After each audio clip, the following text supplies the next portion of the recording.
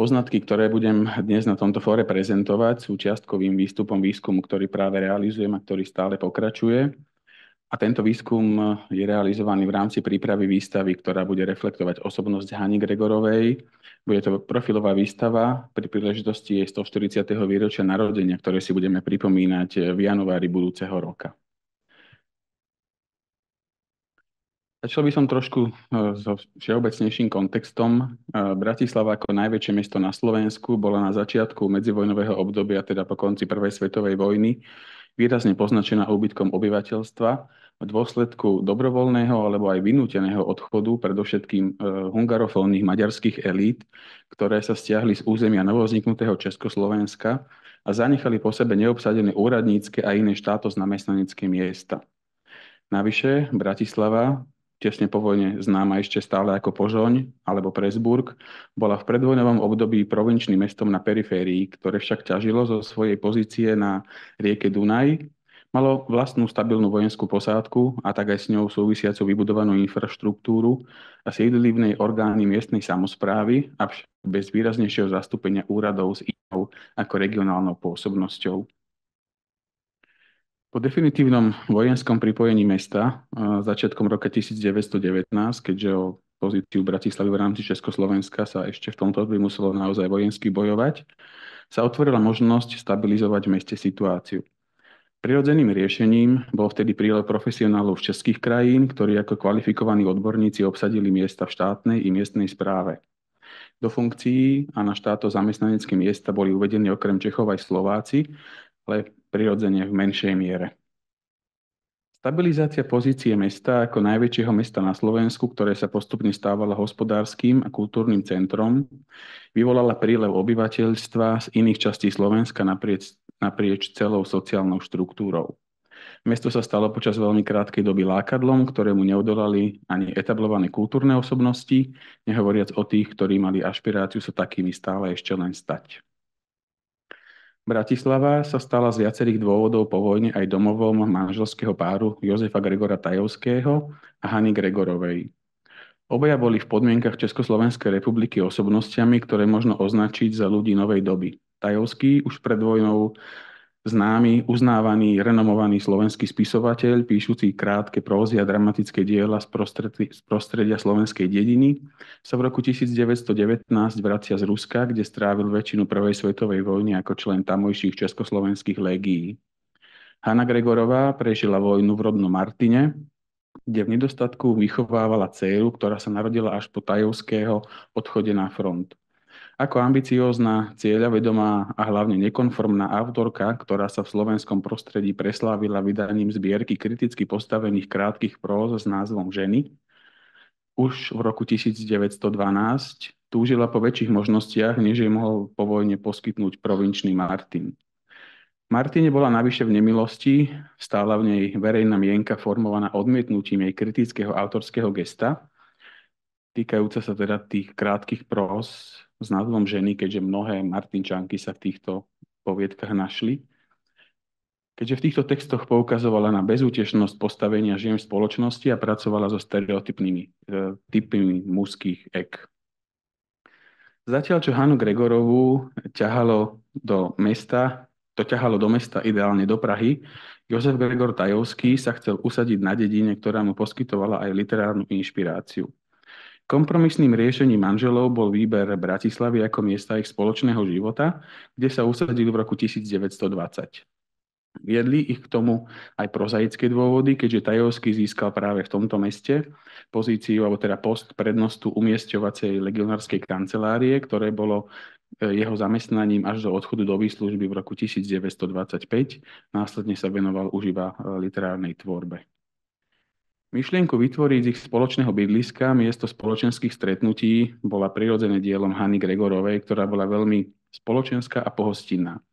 Práve ona bola tou, ktorá k ním domov pozývala návštevy a práve ju, bratislavská bohéma, ktorá sa veľmi rýchlo skoncentrovala v meste, ju považovala za hlavnú hostiteľku. V domácnosti Gregorovcov nachádzali útočisko súdobe známe i menej známe osobnosti a najmä mladí začínajúci výtvarní umelci, literáti a hudobníci.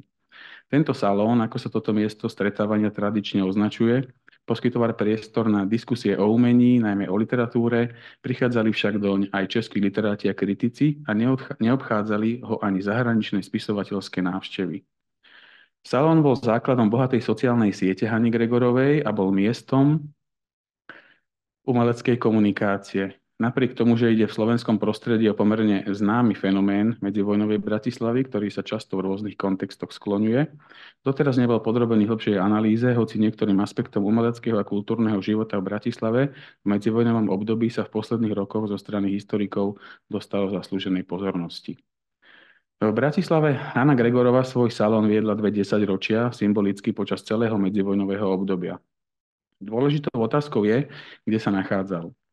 Po príchode do mesta si manželia Gregorovci prenajali dosiaľ bližšie neurčenú vilu na Novosvedskej ulici, ktorej si prenajímali jedno celé podlažie. Táto pravdepodobne staršia vila, ktorej majiteľkou bola na teraz stále menovite neznáma staršia dáma maďarskej národnosti, ležala pri Horskom parku, teda v pokojnej časti mesta, v tesnom kontakte s prírodou, čo vyhovovalo najmä Tajovskému a v prvých rokoch mu práve blízko z Horského parku a záhrada so stromami, ktorá vilu obklopovala, kompenzovala ruch veľkomesta a nahrádzala vidieku, ktorému stále aspoň v myšlienkach tiahol. V tomto dome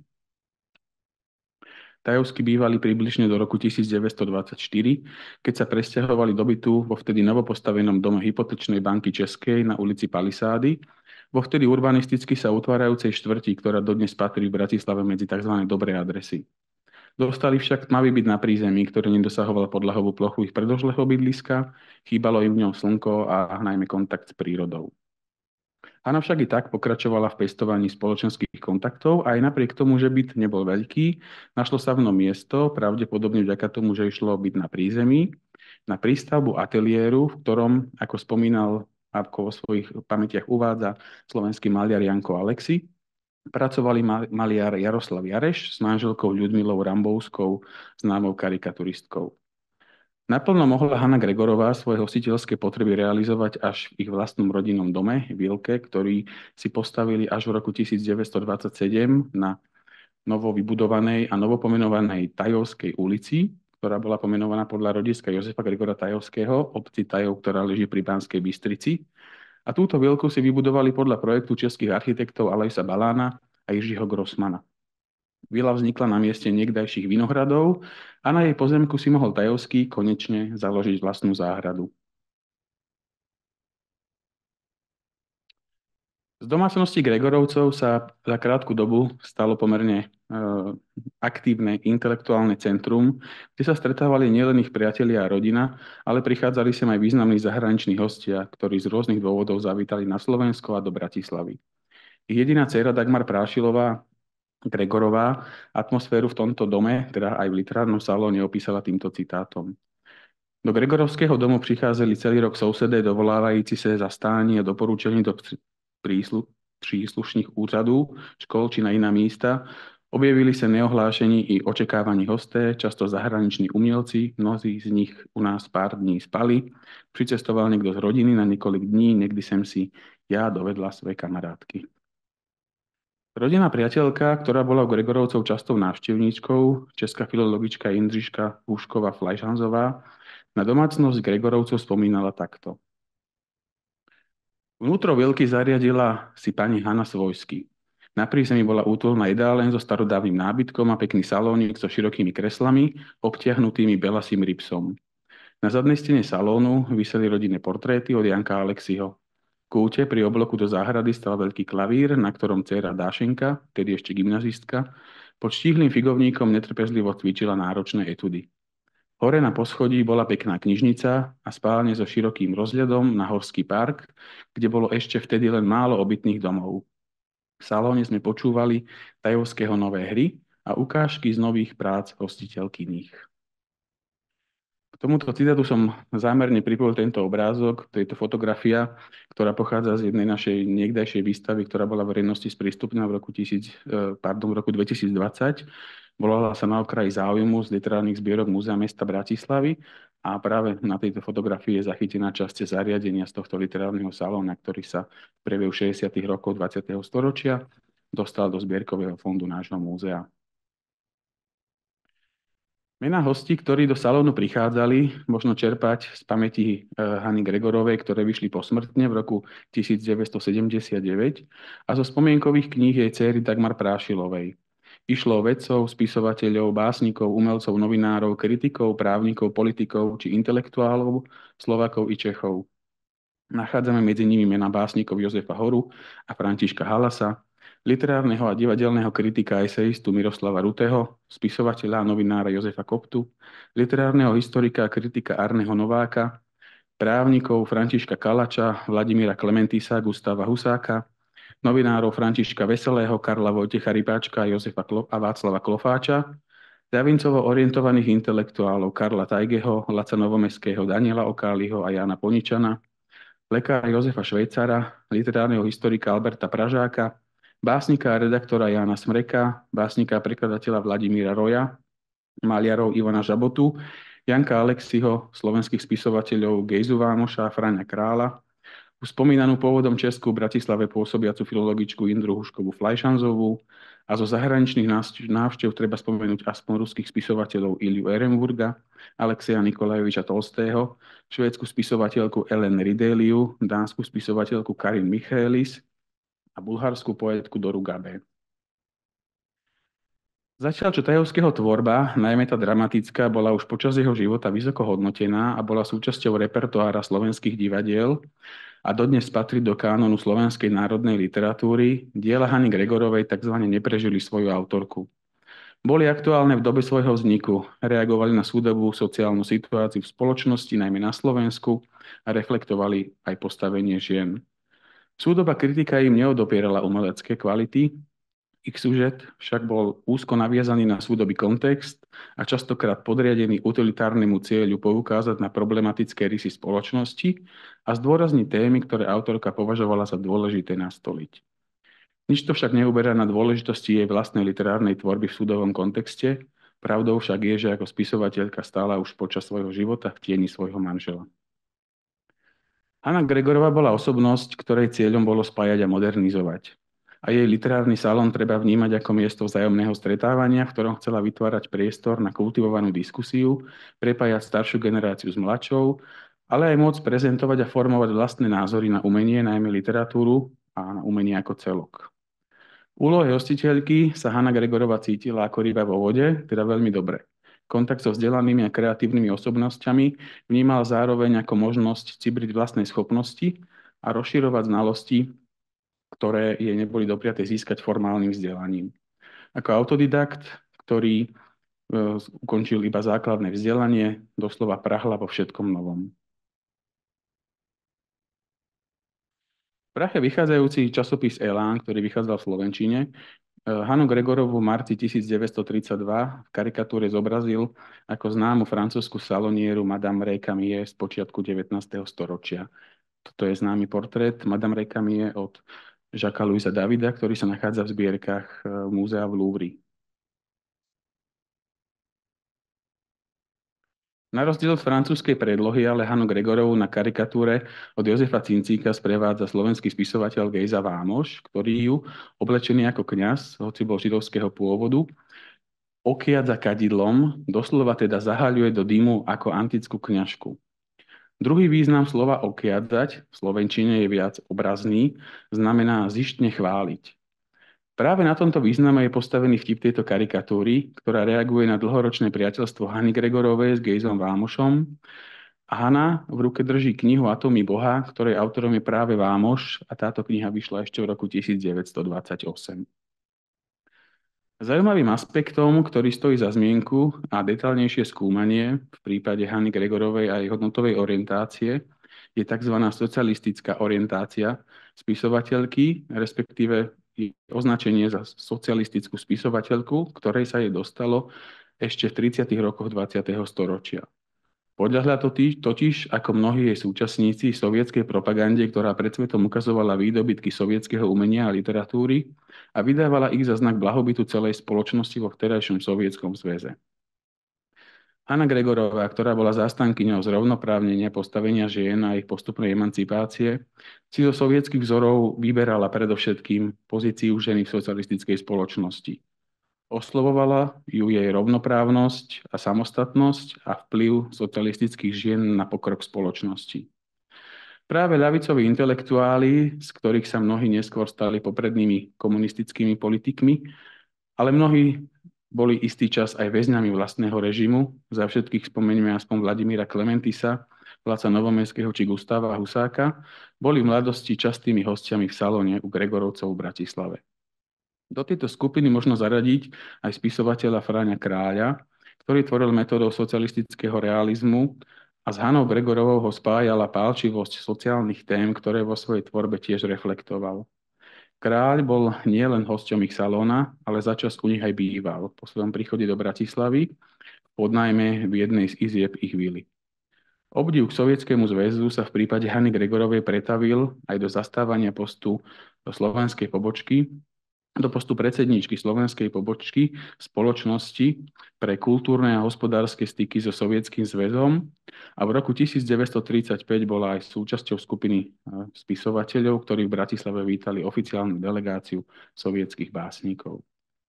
Hanna Gregorová bola rovnako ako jej manžel Tajovský celý život presvedčená čechoslovakistka.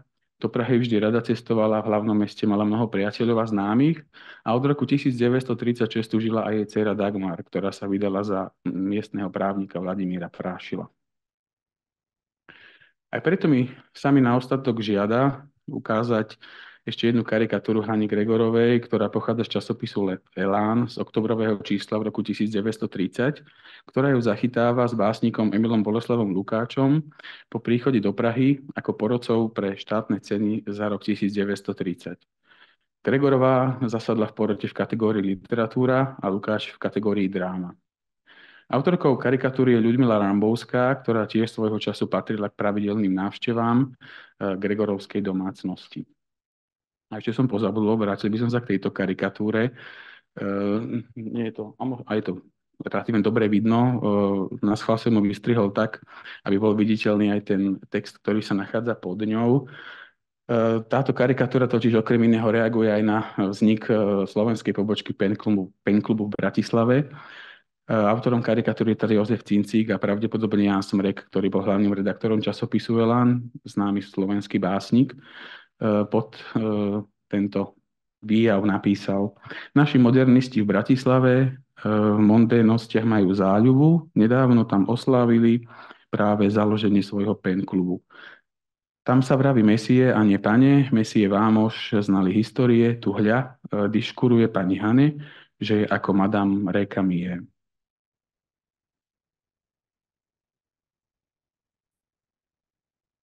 To bolo na záver. Ďakujem vám za pozornosť a srdečne vás týmto zároveň pozývam aj na výstavu Hany Gregorovej, ktorá bude v januári sprístupnená v Múzeu mesta Bratislavy v Aponího paláci, v októbri tohto roka, symbolicky 30. októbra 2024 a v januári si pripomenieme to spomínané 140. výročie jej narodenia. Na výstave budete mať možnosť pochopiť jej život v oveľa širších súvislostiach. Ďakujem vám za pozornosť.